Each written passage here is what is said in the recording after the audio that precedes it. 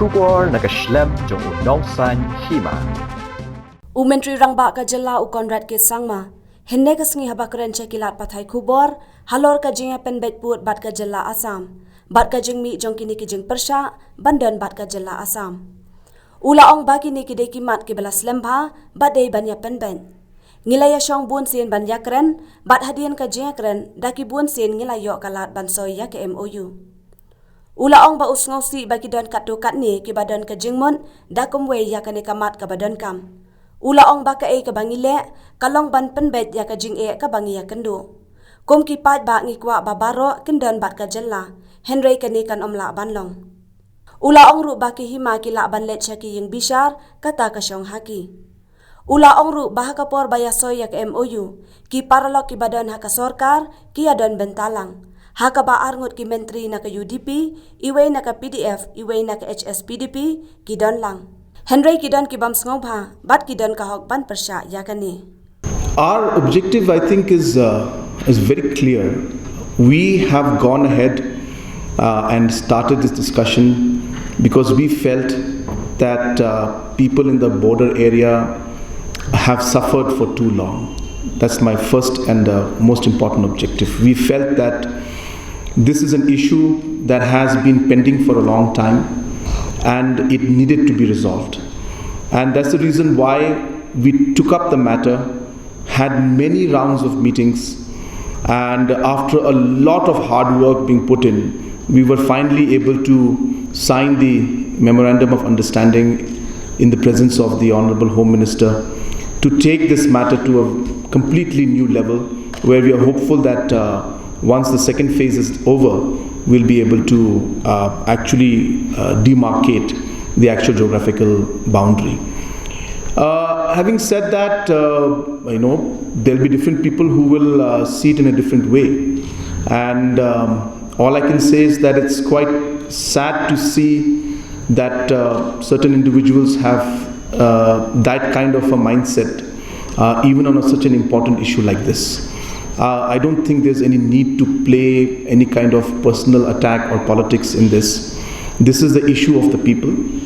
Our government has been very, very committed to it. I have been very committed to it. The chairmen of the different regional committees have been committed to it. There is no reason for anybody to doubt the sincerity and the intention of this government to find an amicable and best solution, keeping the larger interests of the people of the state in mind. No, I'm very clear that democracy means that there will be dissent. Democracy means that people have the right to express their concerns and their voices. I don't see anything wrong in somebody dissenting or not agreeing with what I say or what the government has to say. I'm just saying that it's sad to see the nature in which it is being perceived. I feel that such negativity and such personalization of a matter of such great importance to the people of the state is somehow just undermining this entire issue, and it's sad to see that people at that stature are looking at this from such a micro perspective is what I'm trying to say. But dissent is something that everybody has a right, and I have nothing to say about dissent in the sense that I always welcome. We always examine anything that is given to us in a very positive way. We never look at it in a negative way. But I just would urge that others should also look at the entire issue from a positive sense and try to appreciate also that what work and effort has gone in, and not always make it a personal and a political issue. We have had consultations with almost all traditional heads, and we have had discussion even with the district councils. When this entire meeting and discussions were held at the regional committee levels, members of district councils were present.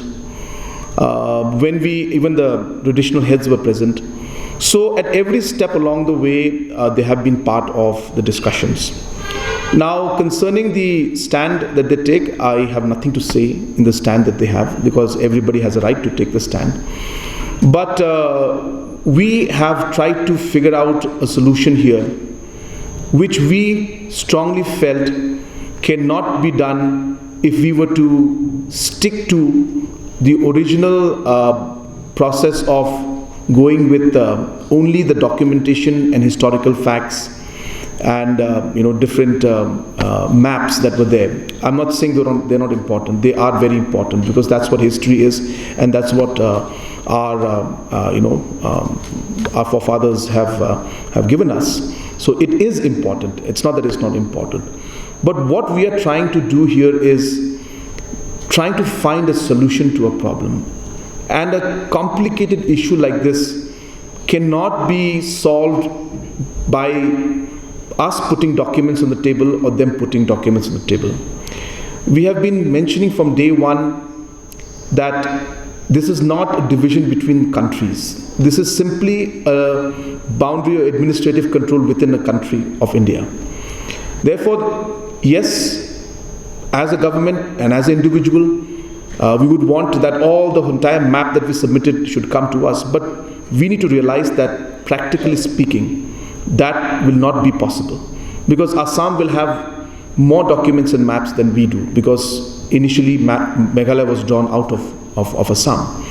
So my point here being is that everybody and the Himas and other organizations, they have a right to take their stand. If they wish to go to the judiciary, that is what the judiciary is for.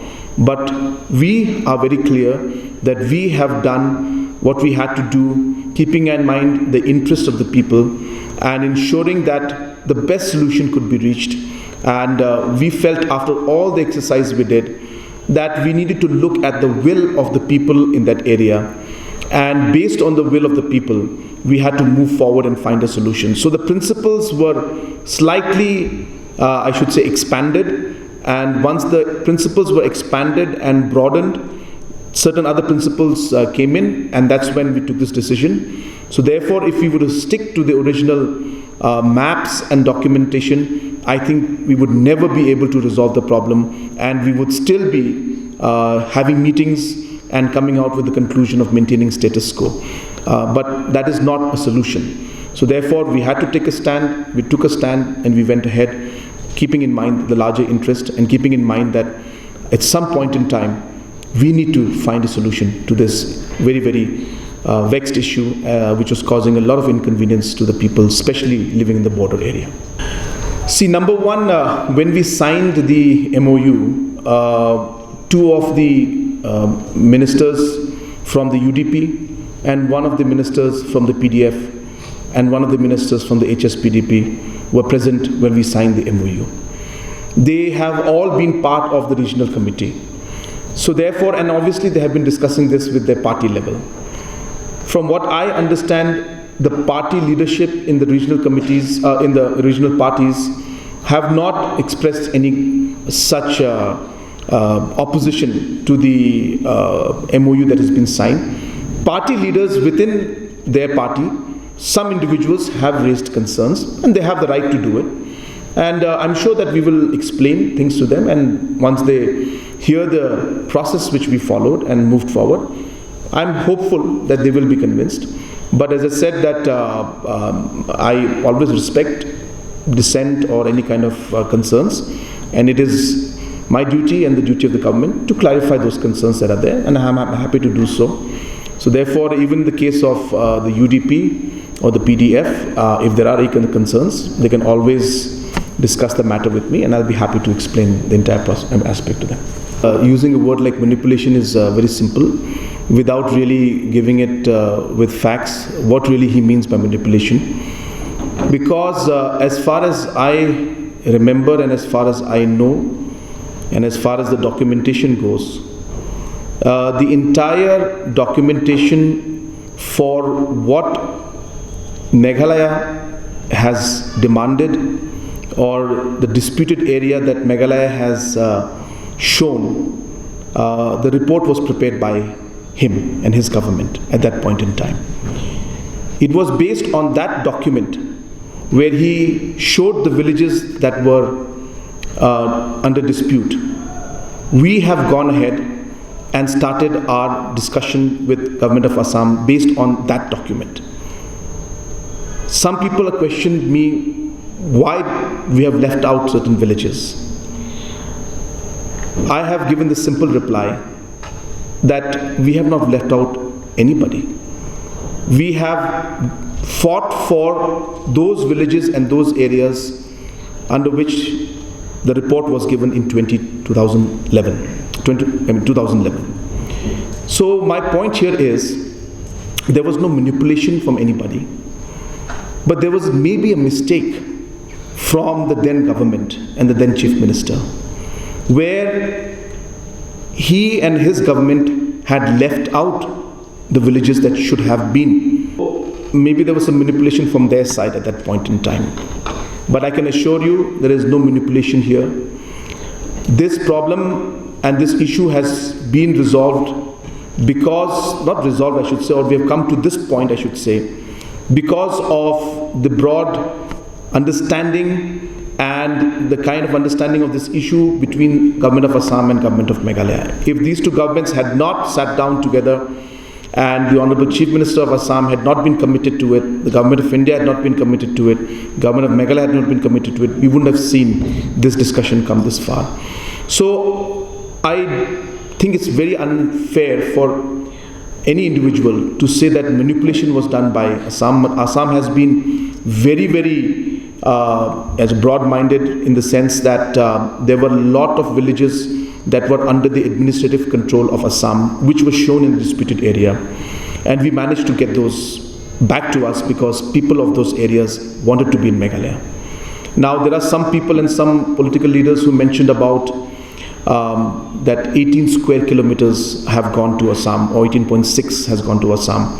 Number one, the exact square kilometers will only be determined once the pillars or once the actual boundary line is drawn, which will be done after a joint survey with Survey of India. That is only an estimated figure, but the actual figures will come out once the survey is done. Second, a large portion of this 18.6 square kilometers which is mentioned in Assam is actually the Gizang Reserve Forest. And the Gizang Reserve Forest is already or was already in Assam in terms of the notification for the forest reserve forest area, which was done under Assam. There is no public habitation there. There are no people, no villages in that area. So therefore, that itself made up large chunk.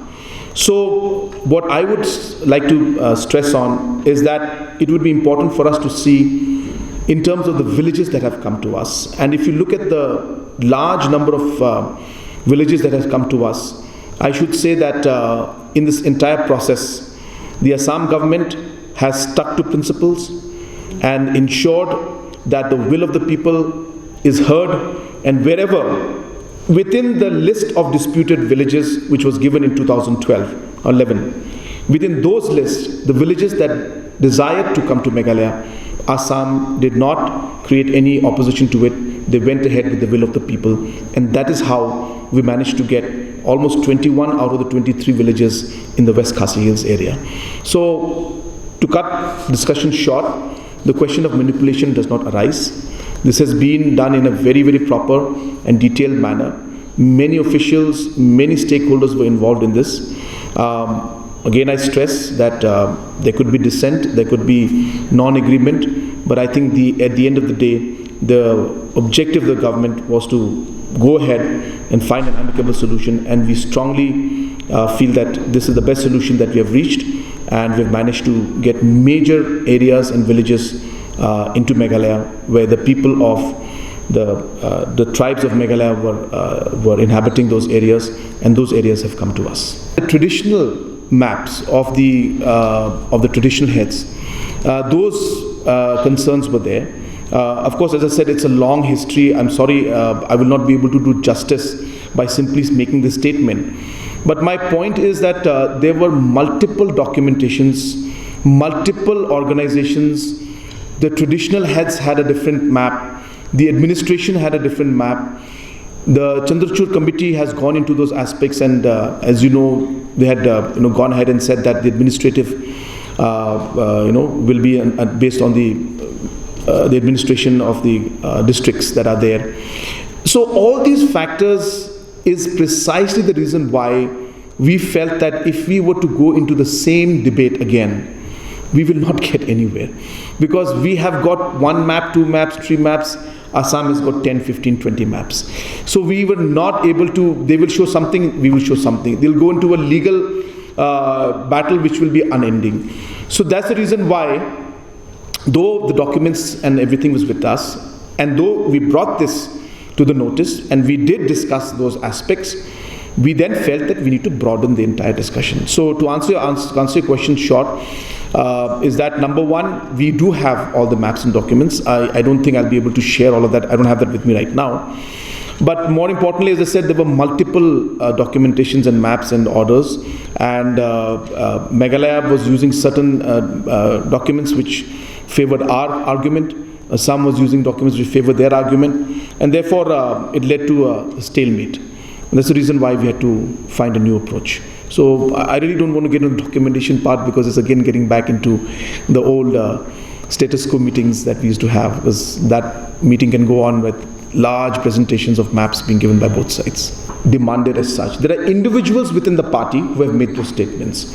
So, I have been in touch with the party leaderships from all the coalition partners, and they have expressed concerns. But in terms of the solution that has been there is no question. They are all with us. We are all part of this decision together. So there is no question of having any kind of doubt in that. But then certain individuals within the political parties are raising concerns. And as I said, they have the right. It's a democracy. If they have concerns, being a part of the coalition, we're very happy to address those concerns and talk to them about it. Changing it is not a question, but explaining to them how we got there and what concerns they had, we're ready to explain those aspects to them. So individuals have got different views, but the party as such has not given anything in writing, or have discussed any matter that they don't agree or they want us to revisit it. They have not given anything like that. But individuals may have. And I have